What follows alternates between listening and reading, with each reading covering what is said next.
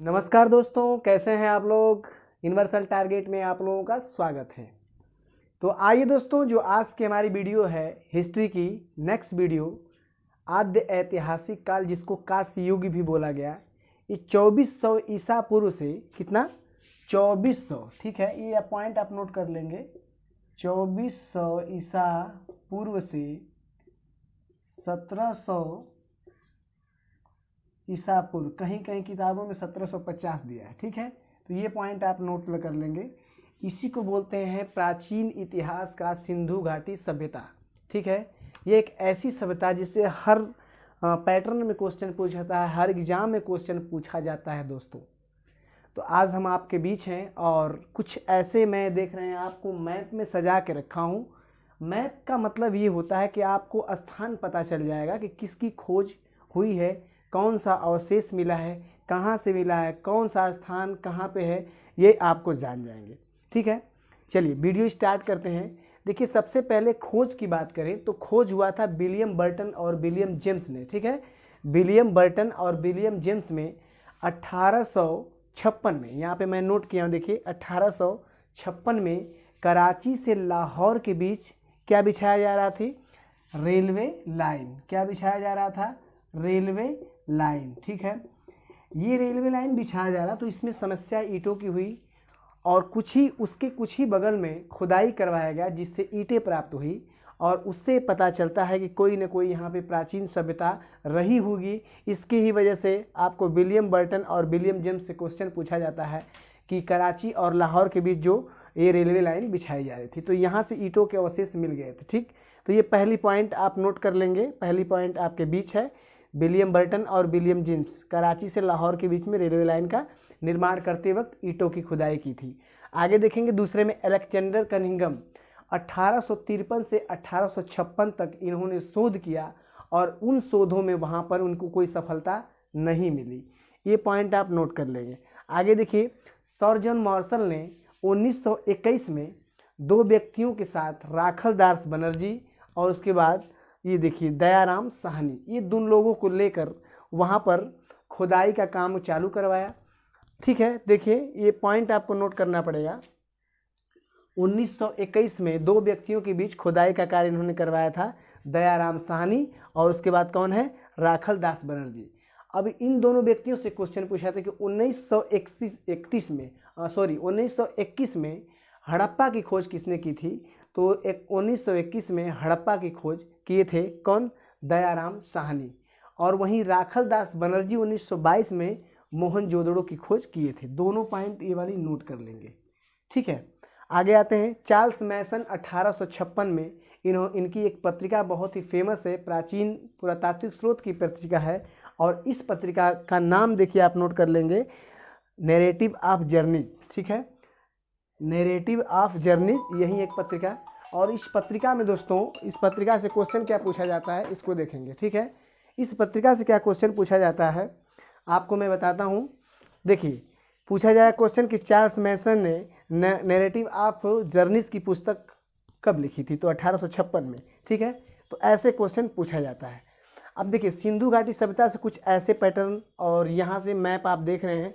इस मैप में आपको क्या देखना है कि इस मैप में सबसे पहले देखेंगे कि कितना वर्ग किलोमीटर से, तो 13,000 वर्ग किलोमीटर ये सभ्यताएं फैली थी, ठीक है। 13,000 वर्ग किलोमीटर ये सभ्यताएं फैली थी, ठीक है। किसी कहता किताब में कुछ अलग दिया है, किसी किताब में कुछ अलग दे दिया है, तो उससे आप न घबराइए, लेकिन कहाँ तक फैली थी, ठीक है। इसी को बोला था कि सिंधु घाटी सभ्यता त्रिकोणीय स्तर पर फैली थी। त्रिकोणीय स्तर का मतलब क्या होता है आपको थोड़ा सा समझाने की कोशिश करेंगे। यहाँ पे देखेंगे एक छोटा सा मैप बनाता हूँ, ठीक है। और इस मैप के हिसाब से आपको समझ में आएगा, ये भारत है, तो भारत है तो ये आपका त्रिकोणी हो जाएगा, देख रहे हैं, एक यहाँ पे हो जाएगा, एक यहाँ पे, एक यहाँ पे और यहाँ के यहाँ पे, ठीक है। तो इतना वर्ग में फैला था, ठीक है।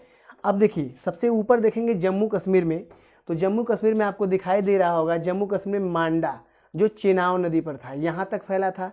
इधर आ जाइए यूपी में, क्या है ये, यूपी में क्या है, यूपी में आलमगीरपुर है और हिंडल नदी पर बसा, किस नदी पर, हिंडल नदी पर।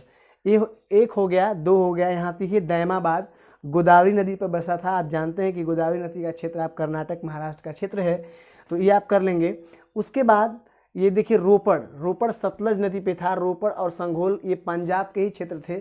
जैसा कि आपको पता है कि हमारा भारत का ही कुछ भाग जो कि पाकिस्तान पहले हमारे ही देश का एक भाग था, लेकिन उसको अलग कर दिया गया, ठीक है।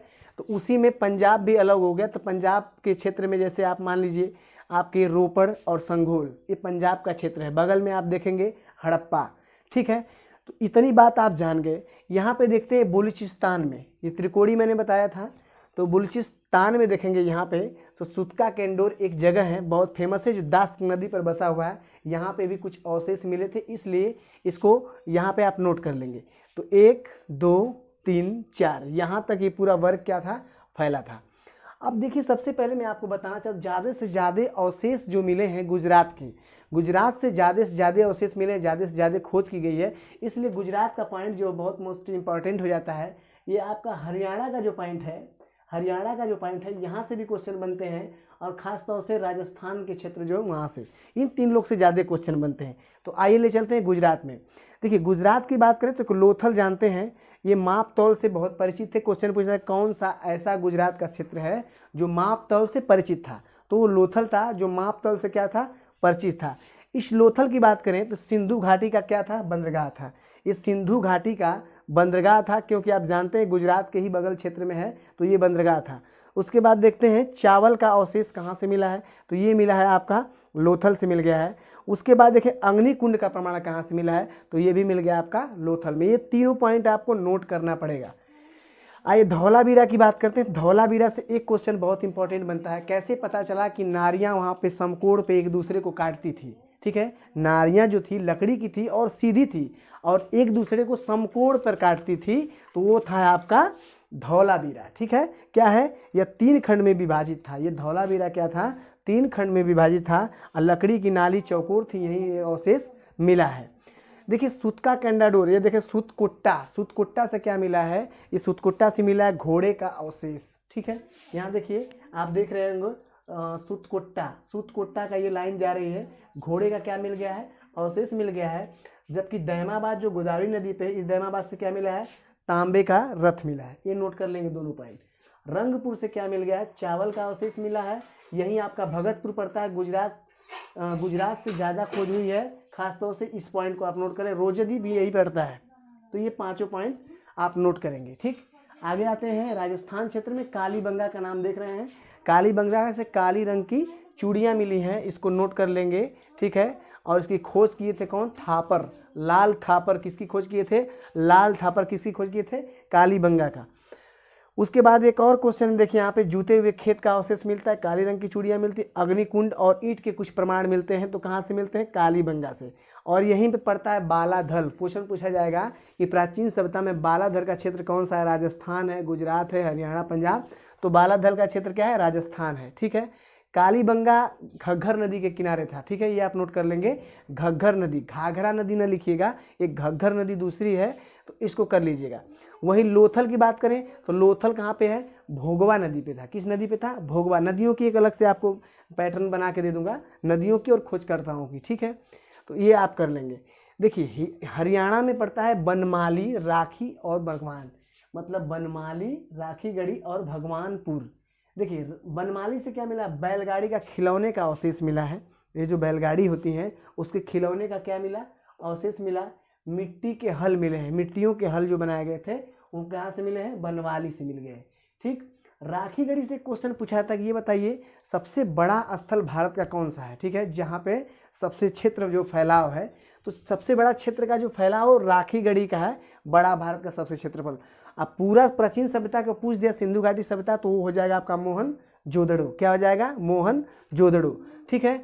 अब देखिए एक क्वेश्चन आप देखें, सिंधु नदी जा रही है, तो कहीं न कहीं इस सिंधु के किनारे ही ये प्राचीन स्थल बसे हुए थे। सिंधु नदी आप देख रहे हैं मानसरोवर झील से निकल कर जाती हुई है, ठीक। तो इसके जो आप देख रहे हैं इस साइड और इस साइड, ठीक है, दोनों साइड में अंतर है। इस साइड क्या था, मोहनजोदड़ो, इस साइड क्या था, चंद्रहूदड़ो और लोथल से ही क्या मिले हैं, मनके बनाने के कारखाने। जो मनके बनाए जाते हैं वो कारखाने कहाँ से मिले, चंद्रहूदड़ो और इससे मिले हैं। ये पॉइंट आप नोट कर लेंगे, ठीक है। यहाँ से कर लेंगे सुतका गेंडोर बुल्स्तान में आपको नोट कर लेंगे यहाँ से। आलमगीरपुर, तो ये रोपड़ संघोल सतलज नदी पर पड़ा है दोस्तों। तो एक बार फिर से मैं रिकॉल करने की कोशिश करता हूँ। यहाँ पर देख लीजिए, पंजाब में रोपड़ संघोल, ये देखिए रोपड़ जो है सतलज नदी पर, मांडा चेनाब नदी पर, ठीक, बनमाली राखीगढ़ी, ये तीनों देखेंगे तो आपको मिल जाएंगे हरियाणा में। राजस्थान में कालीबंगा और बालाधल, लोथल, धौलावीरा, सुतकुट्टा, रंगपुर, भगतपुर, रोजती, ये आपको मिल जाएंगे गुजरात में। ठीक है, इनसे जो पॉइंट है ये आप नोट कर लेंगे। आगे देखिए, दैमाबाद, आलमगीरपुर, मांडा और साथ में आपका सुतका केंडोर, यहाँ तक ये पूरा फैला हुआ था। ठीक है, 13,000 वर्ग किलोमीटर तक ये क्या हुआ था, फैला हुआ था। तो यहाँ से क्वेश्चन बनते हैं और ये पॉइंट भी आप नोट कर लेंगे। ठीक है, एक वीडियो में और इसकी छोटी सी डालता हूँ, कुछ खोज करता है और ये कहाँ किस नदी पे बसे हुए हैं, ऐसे क्वेश्चन बार बार पूछा जाता है दोस्तों। तो प्राचीन सभ्यताओं से बहुत से क्वेश्चन पूछे जाते हैं और ये विश्व की सबसे बड़ी सभ्यता थी, ये पॉइंट नोट कर लेंगे। विश्व की सबसे बड़ी सभ्यता थी जो सिंधु नदी के किनारे बसी हुई थी दोस्तों। कहीं कहीं बताया जाता है कि ये ख़त्म कैसे हो गई थी, कुछ लोग इसका विवाद है। ठीक है, कुछ लोग बोलते हैं कि ये पानी भरने के कारण सिंधु का बाढ़ आया था, इसके वजह से समाज बहुत से ऐसे बातें करते हैं लोग, लेकिन इसका अभी कोई निश्चित प्रमाण नहीं मिला है कि सिंधु घाटी सभ्यता का पतन कैसे हुआ था दोस्तों। ठीक है, तो उसको आप टेंशन न लें। और इसके बाद एक और वीडियो मैं आप डाल दूंगा, छोटी सी वीडियो, जो किस नदी पे कौन बसा है और किसका कौन खोज किया है। ठीक है, स्क्रीनशॉट आप ले लीजिएगा। वीडियो अच्छा लगता है तो शेयर कर दीजिए, लाइक कर दीजिए, यही उम्मीद है। चलिए अगली वीडियो में मिलते हैं। Thank you.